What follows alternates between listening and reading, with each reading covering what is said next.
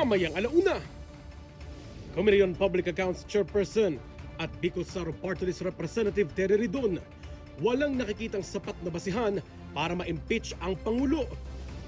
Electric tricycle charging station, formal na itinurn over sa Valenzuela sa pagtutulungan ng DSWD, isang foundation at ni Valenzuela 1st District Representative Kenneth Gatchalian. Pilipinas at United Arab Emirates, lumagda sa makasaysayang Free Trade Agreement. Pangulong Ferdinand R. Marcos Jr.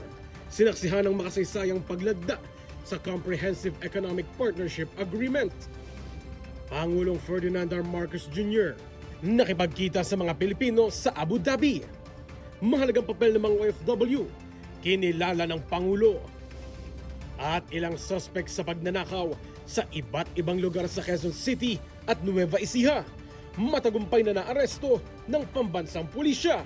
Abangan lahat ng yan sa alauna sa balita dito lang sa Congress TV at IBC.